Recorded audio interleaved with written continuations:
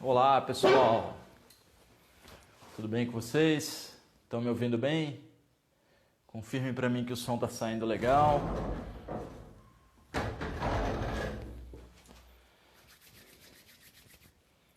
Namastê, bem-vindos a mais uma live. Vamos esperar mais um pouquinho para o pessoal ir chegando.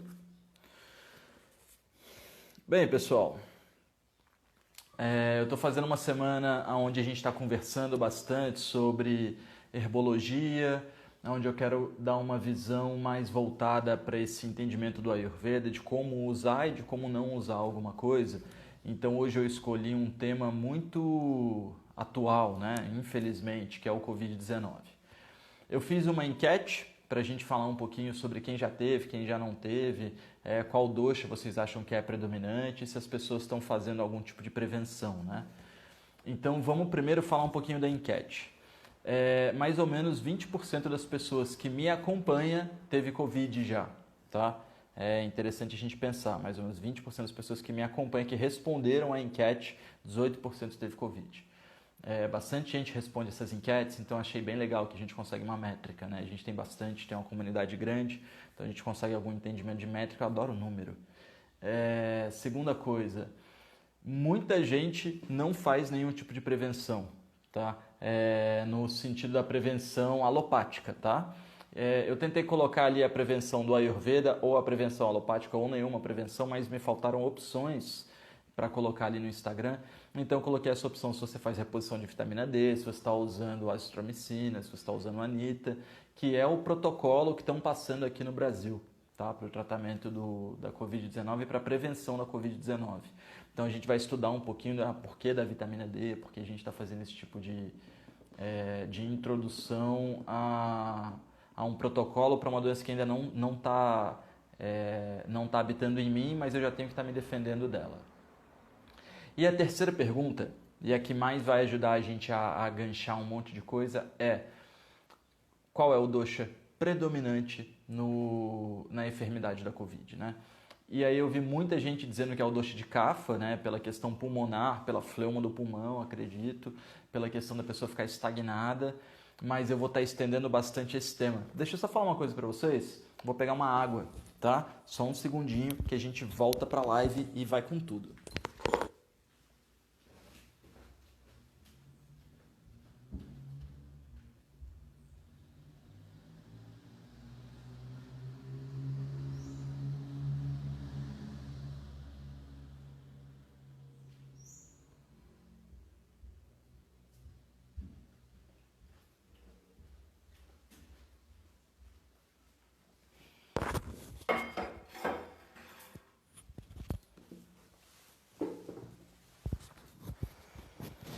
Beleza, pessoal. Obrigado por me esperarem.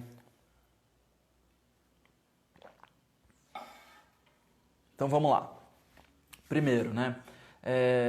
A gente precisa entender o efeito dos doshas no corpo. É uma coisa rapidinha que a gente vai passar. Geralmente a galera já sabe disso.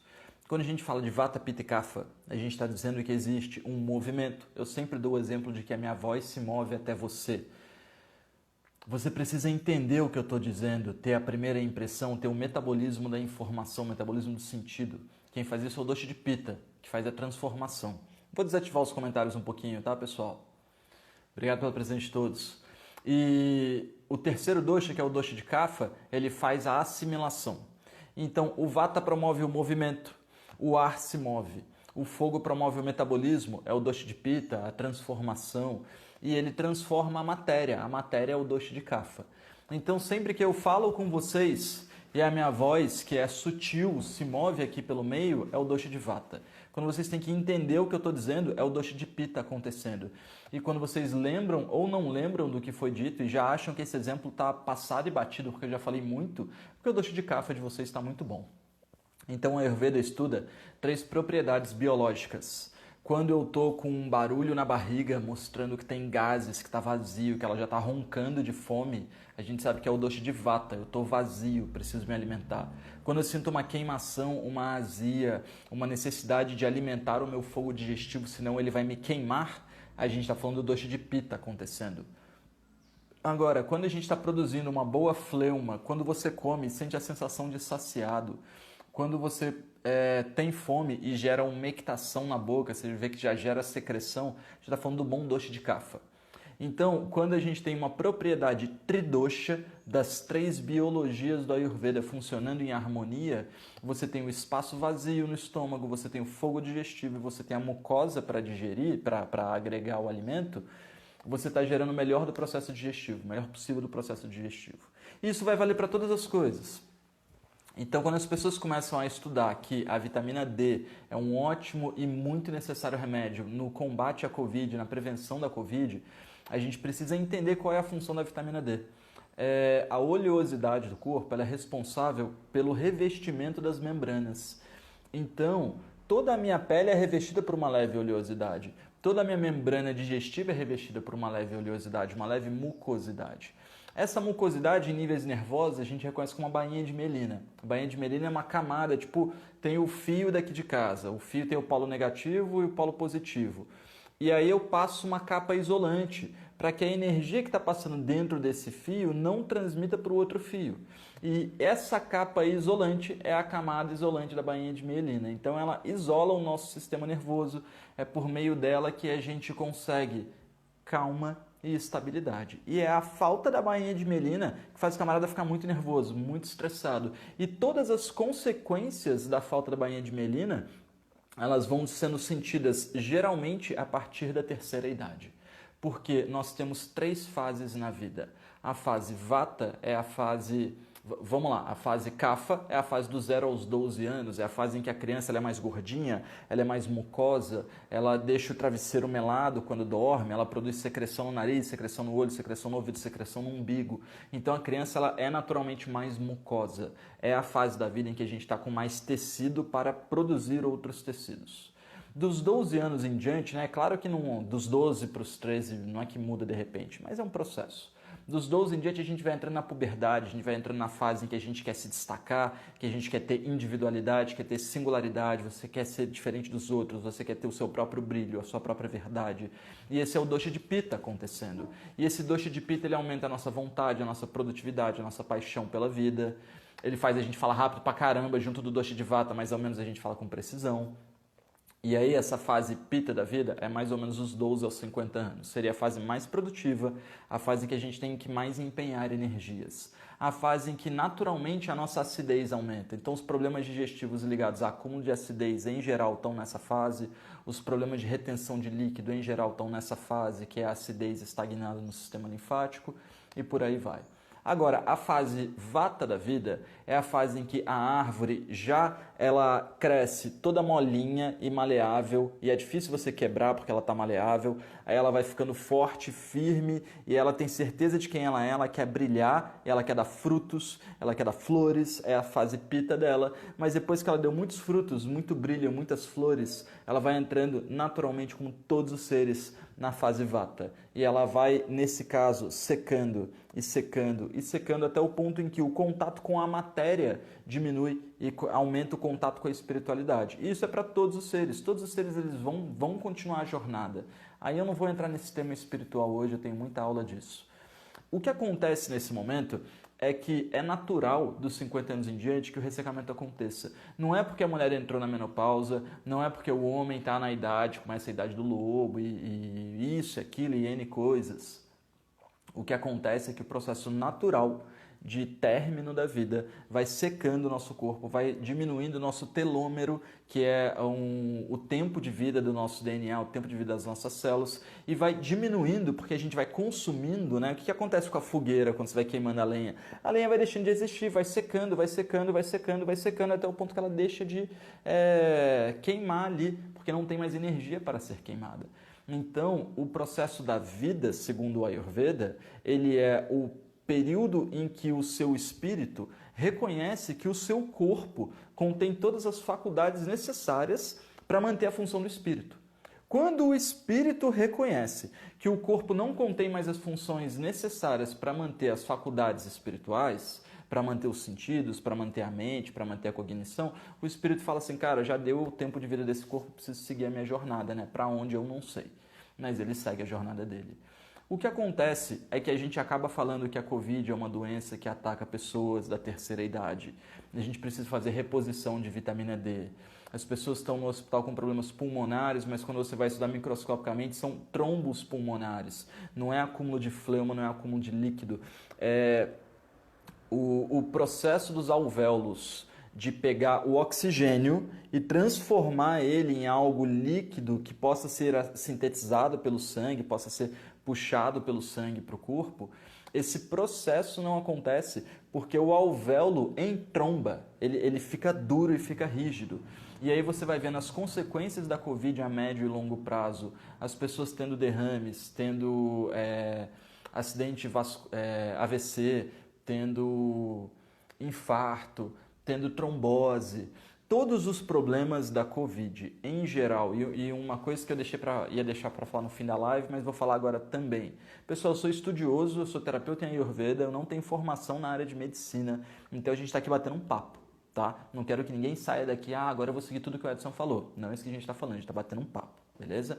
Então, a partir do momento que você percebe que todos os processos de enfermidade dentro da leitura do Ayurveda estão ligados com o decaimento da vitalidade, essa vitalidade é o excesso do dosha de vata, aí você vai vendo que é vasoconstrição, é o movimento deixando de acontecer, é o vata agravando, é o ressecamento pulmonar, é o vata agravando. Então todos os processos que vão acontecendo dentro da leitura do Ayurveda estão muito ligados com o dosha de vata. É claro que se o cara está adoecido, em kapha, ele é obeso, mórbido, não adianta eu querer tratar só o vata. Claro que se o cara tem fibromialgia, que é o excesso de acidez tão estagnado no corpo que já está no sistema muscular, não dá para eu tratar só o dosha de vata. Vou ter que tratar o pitta também. O cara é obeso, vou ter que tratar o kapha também. Mas o que preocupa os pesquisadores é que a maioria das pessoas elas têm déficit de vitamina D. Vitamina D ela é um óleo, ela é a camada isolante da bainha de merina, ela é um produto do dosha kapha.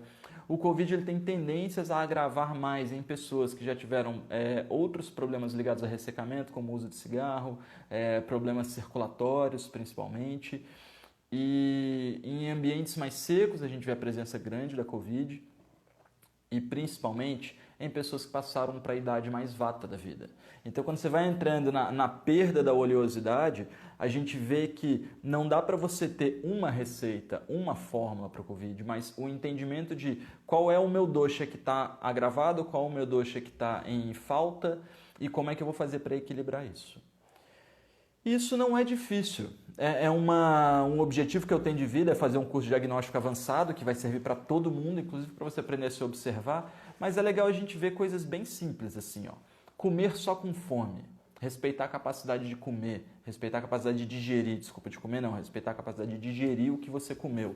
Não adianta você ingerir uma dose absurda de vitamina D e essa vitamina não ser sintetizada pelo seu corpo, que está cheio de bactéria, que está cheio de enzima, que está com calor e a umidade altos, se algo não for digerido nesse processo, aquilo vai apodrecer. Então você nunca deve ingerir mais do que você tem capacidade de digerir. Tá?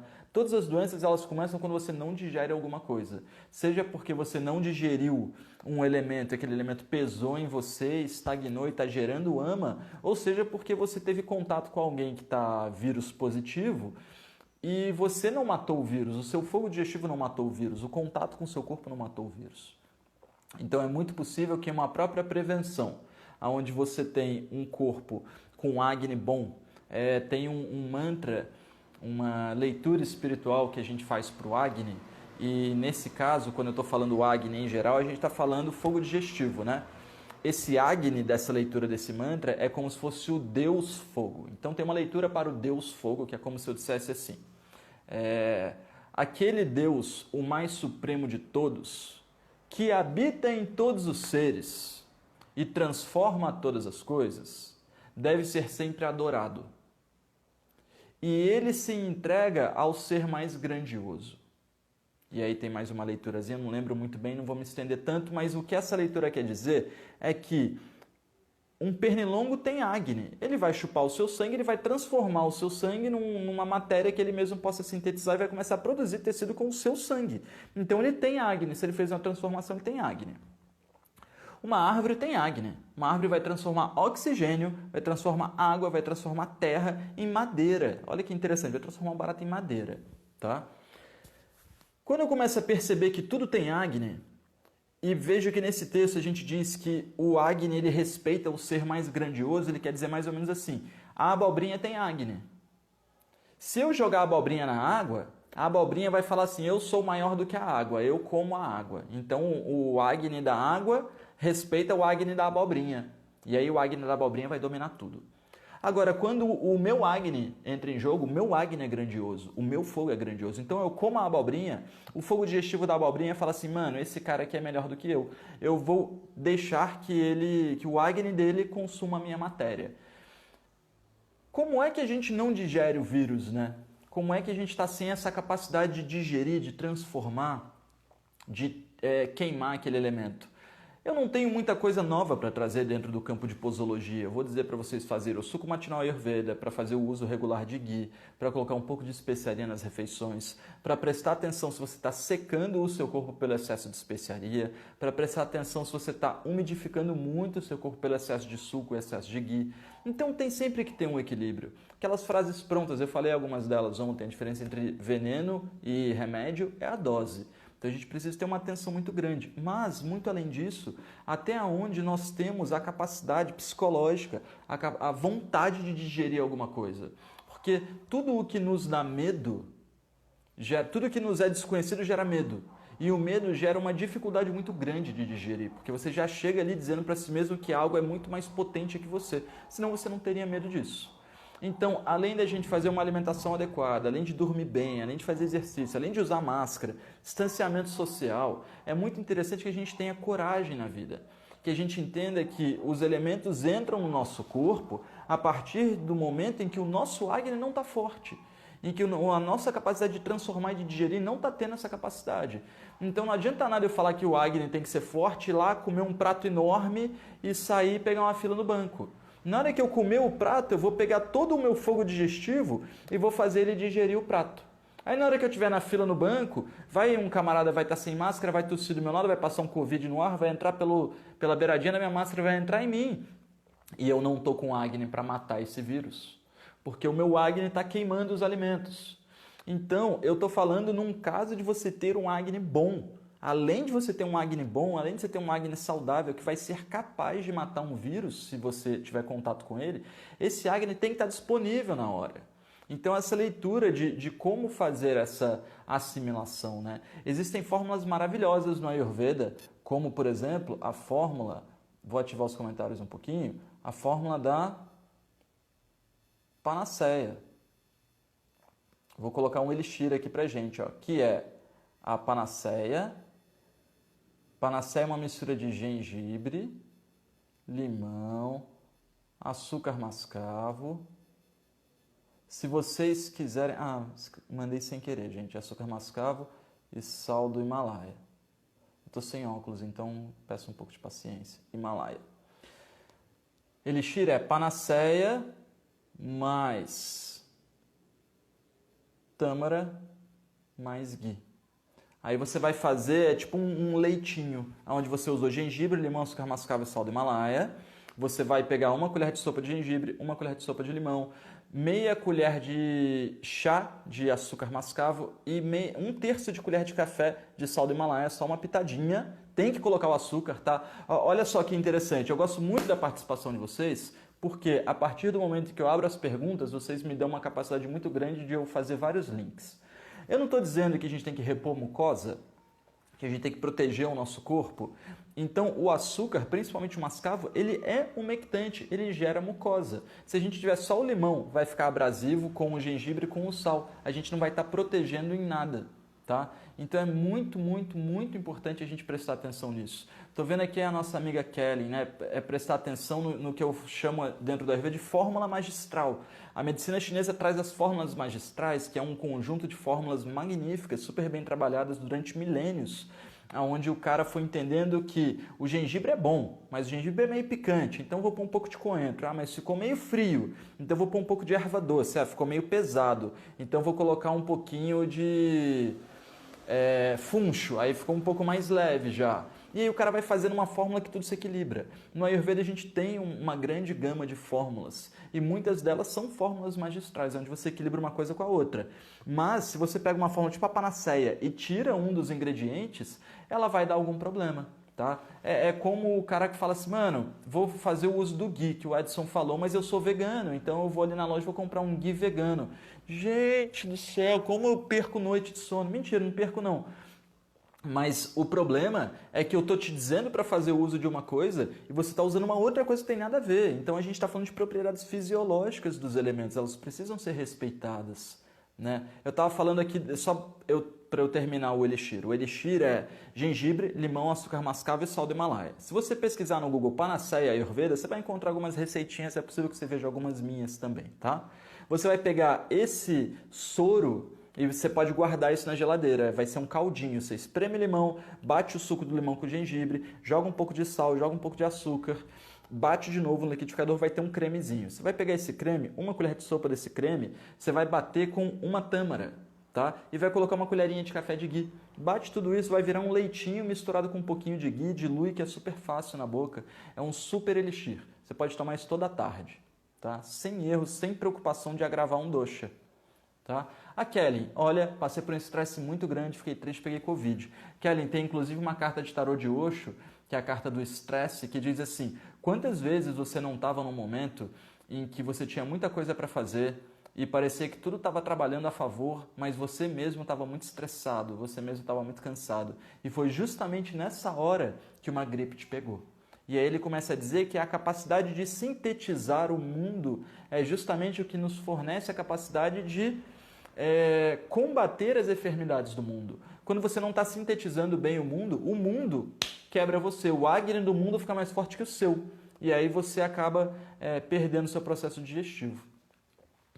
Caio Zanata, Edson, você fala como se o Agni, a digestão, também fosse responsável pelo sistema imunológico. É isso mesmo? Ou é algum Agni derivado que trabalha nos tecidos periféricos? Perfeito, Caio. A questão é a seguinte, ó. Você come algum elemento, tá? Nos cursos, todos os cursos que eu tenho de Ayurveda, se você fizer o curso de rotinas diárias, ou o curso de culinária, ou o curso de Dravyaguna, eu dou aulas de fundamento completas para você entender o que eu vou dizer. A gente come alguma coisa, toma uma água aqui, toma um leite, e isso vai ser sintetizado. O que é bom disso vai virar tecido, o que é ruim disso vai virar dejeto, beleza? E o que não foi sintetizado vai virar toxina. O que é bom vira plasma. O plasma ganha hemoglobina, vira sangue. O sangue se agrega em partículas proteicas e vira o tecido muscular. O que não é proteína vai decantar e vai virar o tecido gorduroso, revestindo os tecidos e servindo de nutriente e de proteção.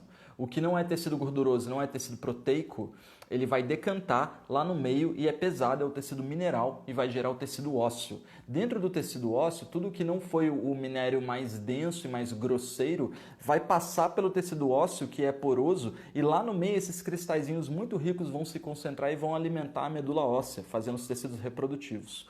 Uma boa quantidade de tecidos fazendo os tecidos nervosos na medula óssea, tá? Quando você tem uma boa quantidade de produção de tecidos nervosos, você vai produzir bem os tecidos reprodutivos. São os 7 tecidos segundo a Ayurveda: plasma, sangue, tecido gorduroso, tecido muscular, tecido ósseo, tecido nervoso, tecido reprodutivo. Quando você faz bem os 7 tecidos, eles estão abundantes, você produz ódias. Ódias, ele é derivado da produção dos 7 tecidos, ele é traduzido como vigor, vitalidade, imunidade, tempo de vida. Pode ser o telômero, o ódias. Ele é representado como 8 gotas de um sangue muito puro aqui no coração, que serve para manter o indivíduo vital. Quando o ódias termina, o indivíduo morre. Quando o ódias é abundante, a pessoa é forte. Quando o ódias é fraco, a pessoa é fraca. Então, o processo de digestão está completamente atrelado com a qualidade dos tecidos, que está completamente atrelado com a produção de ódias. Então, você pode ser magro, leve e rápido, mas você pode ter uma boa produção de tecido. Você não precisa que o seu tecido seja fino. Eu sou magro, eu sou leve, eu sou rápido, mas eu tenho uma boa produção de tecido, eu tenho ódias. Então, é muito uma questão de você entender esse processo, de como que você chega até ali. Então, o cara faz suco com tâmara e ghee e gengibre e cúrcuma há 10 anos. Por isso que ele está dizendo que ele tem um barato bom. Então, é tudo uma questão de osmose. Fica lá ingerindo o alimento adequado, vai chegar uma hora que o seu corpo vai sintetizar aquilo para você, vai começar a produzir os tecidos que você está merecendo na vida. Roberta Gravina. Grande amiga, como dosar a quantidade de alimentos sem sentir gosto e cheiro? Porque isso compromete o apetite. Tenho comido com os olhos e sentido o poder dos alimentos, mas fico sem saber a medida. Pois é, minha amiga, a Roberta está com Covid, né? Então acho que é interessante você fazer a dose do tamanho da mão, tá? Como nos horários mandatórios, que é toma um café da manhã, almoço e faz uma janta leve, e faz o tamanho da sua mão para a refeição, mastiga bem o alimento e você pode fazer volumes menores, para justamente você dar essa folga para o acne. Porque a partir do momento que a gente está produzindo dejeto, a gente não está sintetizando tudo. Parte do que a gente está comendo está sendo eliminado porque a gente não está precisando. Então a gente sempre pode comer um pouquinho menos. Estou generalizando, né? A maioria das pessoas pode comer um pouquinho menos, tá? Surya Plants, Edson, qual a questão do alho e da cebola no Ayurveda? São intoxicantes? Então, pessoal, nos textos nos textos Hare Krishna, de práticas meditativas, a gente vê que o alho e a cebola agitam a mente. E aí, quando você vai trazer e traduzir isso e ver que grande parte dos mestres da religião Hare Krishna, que não chama assim, mas vamos chamar assim para resumir, eles ensinam o Ayurveda. Então, um dos meus grandes professores, ele veio por esse caminho. Então, ele ensinou que alho e cebola agitavam a mente. A questão é que alho e cebola na mesma panela, eles fermentam um ao outro, tá? Eles acidificam. E o alho, ele é rajásico. Rajásico é algo que agita a mente. E a cebola, ela é rajásica, é algo que agita a mente. Então, a gente não deveria consumir alho e cebola, principalmente antes de dormir. Mas, pessoalmente, eu vejo que dentro disso, se o cara toma café, se o cara ainda fala palavrão, se ele ainda está com uma luz branca em casa, fibrilando aqui na cabeça dele, falar para ele que o alho e a cebola são um problema da vida dele é uma bobeira, tá? É uma bobeira. Tá? Daniela, qual tâmara serve? Daniela, a questão é a seguinte, ó, tem meio que 3 tipos de tâmara que chegam para o Brasil. A tâmara jumbo, que é a super tâmara, se você vai usar uma dessas, às vezes tu pode usar a meia dela, e as outras 2 tâmaras são tâmaras secas. Elas não são de ótima qualidade, mas elas são tâmaras, tá? A questão é que dessas 2 tâmaras, tem uma que é mais sequinha e tem uma que tem um glacê em volta dela. Parece que o cara passou ela num xarope de açúcar. É literalmente isso que ele fez. Então, se você por um acaso está comprando a tâmara que ela vem com um xarope em volta dela, um glacê, dá uma lavadinha nessa tâmara antes de usar, tá? Sandra, Edson, por gentileza, a trífala pode ser usada no período de amamentação? Sandra, não é muito adequado, tá? Porque a trífala, ela tem propriedades ressecantes e muito além das propriedades ressecantes da trífala, a galera fala, ela é boa para o intestino. Cara, eu entendo que isso esteja nos textos do Ayurveda, mas eu acho que é para o intestino do indiano. Eu não vejo ela ter tanta solução aqui para o intestino do brasileiro, porque geralmente tu vai tratar o intestino seco, a pessoa é magra, fria e seca. E a trífala, ela é uma erva ressecante. E ainda tem mais uma coisa que é o meu principal problema com a maioria das coisas que as pessoas perguntam que vem da Índia. Provavelmente a sua trífala já está oxidada, tá? Eu lá na Índia tive dificuldade de encontrar um produto novo.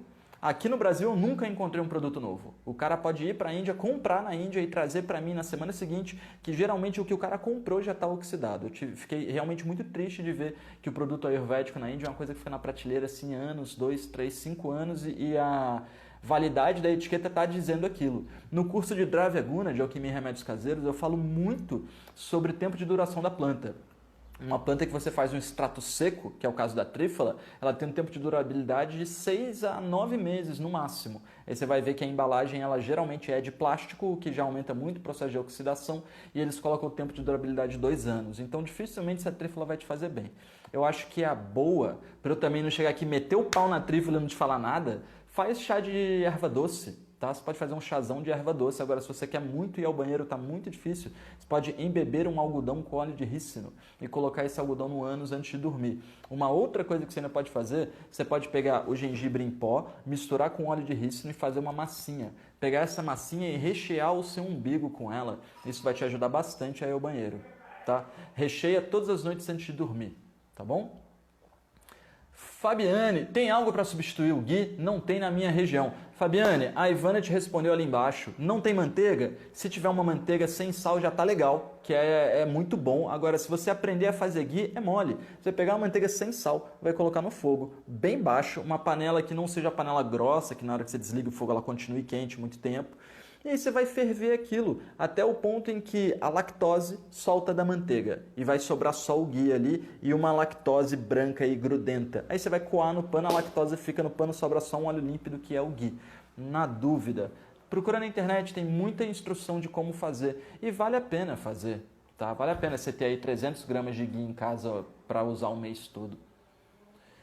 Gibossi. Edson, é recomendável ingerir em jejum água morna, limão e própolis? Dizem que própolis ajuda no sistema imunológico se ingerido dessa maneira.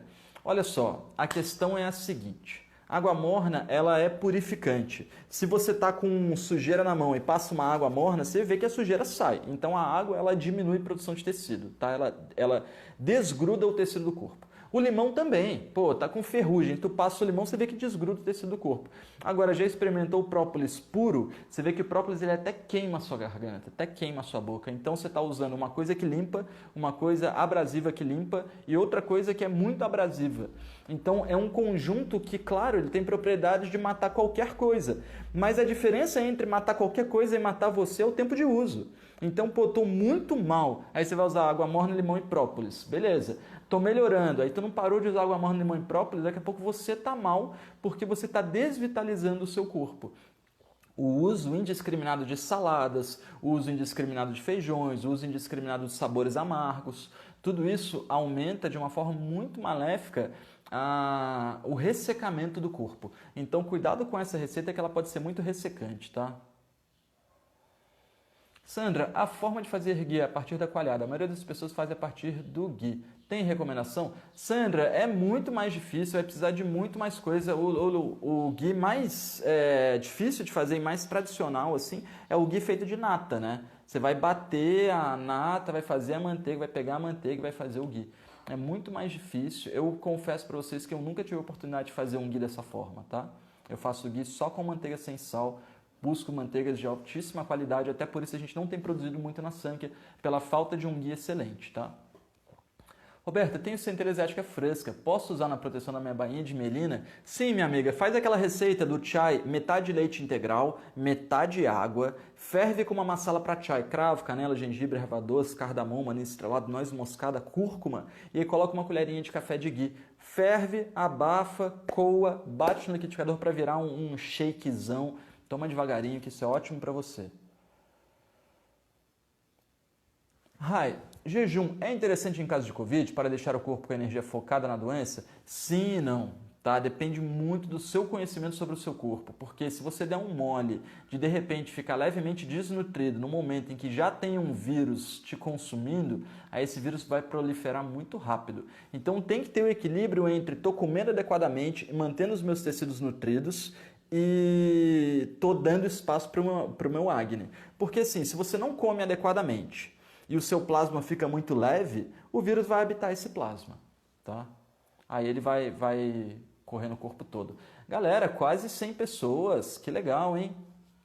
Priscila, cheguei agora, bem quando tu falou da luz branca. Se não for luz branca, qual deve colocar? Então, Priscila, o tema não era muito esse, tá? Mas a melhor luz pra gente colocar é a luz incandescente, que é aquela luz antiga, que é a luz mais cara que tem em todos os sentidos da economia, né? A questão é que as luzes eletrônicas, as luzes de LED, elas são uma luz que pisca intermitentemente. Só que ela pisca tão rápido que parece que é uma luz fixa, mas o meu cérebro está percebendo que tem uma luz aqui piscando, fibrilando, fibrilando, fibrilando, fibrilando.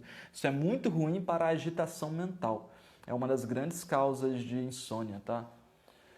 Preciso de uma boa iluminação para bordar. Teria sugestão? Legal, Bia, legal. Olha só, uma luz incandescente mesmo seria muito bom, tá? Uma luz dessas incandescentes. Agora, se você não está com o ambiente, porque o ambiente tem que ser adequado, né? Se você for colocar a luz em cima de você, às vezes você pega uma luz de LED mesmo, de 9 watts, pode ser legal, mas o legal é pegar uma incandescente. O problema é que uma lâmpada próxima incandescente, talvez só numa luminária você consiga.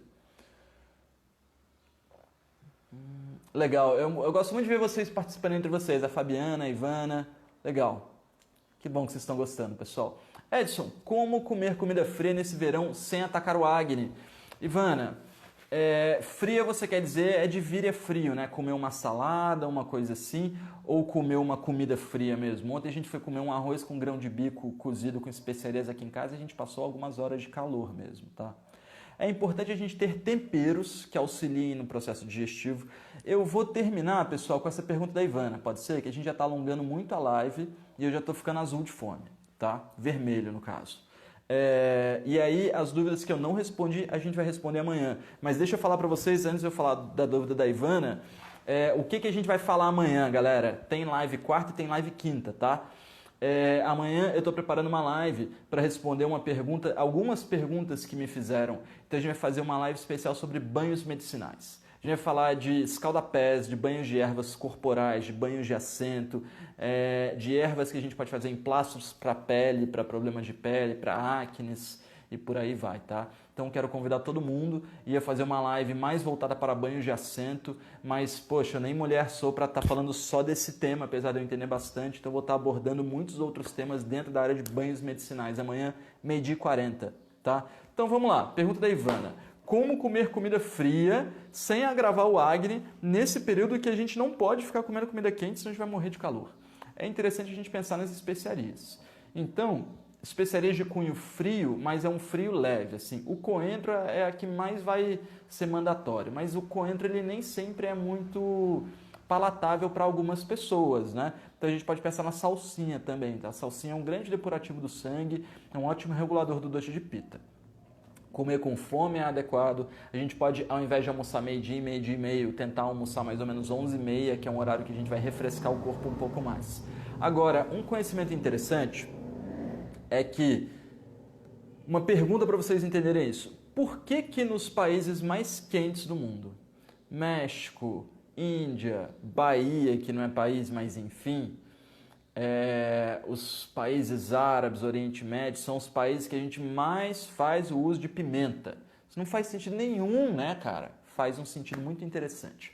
A partir do momento que você come um pouco de pimenta, você aumenta o seu fogo digestivo e aumenta o calor corporal, aumenta a termogênese. E se você fizer isso num dia quente e úmido, você vai talvez passar mal, tá? De tão quente, tão úmido que você vai ficar.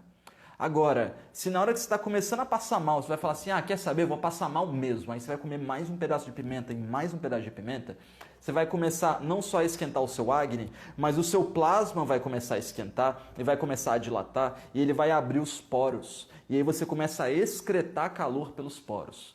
Então, um pequeno uso de pimenta, ele vai fazer com que você aumente seu acne, mas um grande uso de pimenta vai fazer você abrir os poros e se refrescar com o ambiente. E eu digo isso com a experiência de quem já passou frio com 39 graus. Tá? Já passei frio, de ter calafrio, de ficar tremendo depois de ter comido uma pimenta dedo de moça junto de uma maçã. Eu comi um pedaço de dedo de moça, maçã, dedo de moça, maçã, tirei as sementes, não passei o dedo no olho, dedo de moça, maçã, papá, foi. De repente estava passando frio, tive que colocar roupa. E aí você começa a entender por que as pessoas conseguem se adaptar tanto em locais quentes ao uso de pimenta. Porque a nossa biologia reconhece que quando a gente aumenta muito a temperatura corporal, eu preciso dilatar os poros para essa temperatura sair. E aí você começa a trocar a temperatura com o ambiente. Tá? Então, uma receita que eu não te indico, Ivana, é se entupir de pimenta. Tá? Mas é só para a gente entender que existe todo um processo fisiológico por detrás disso. Pessoal, nossa, quanta coisa vocês falaram aqui comigo ainda. Eu quero agradecer a presença de todos. A gente chegou, se eu não me engano, a ter 95 pessoas na live hoje. Eu vou bater uma foto, mas eu vou ver se eu consigo colocar o altar de fundo mais uma vez. Vamos fazer isso? Que aí eu dou uma viradinha aqui. A gente chega um pouquinho para frente. Beleza, pessoal? Vou agradecer a presença de todo mundo. Vamos bater uma foto juntos para a gente anunciar a live de amanhã, 12h40, para falar de banhos medicinais. Namastê, obrigado pela presença de todos. Até amanhã.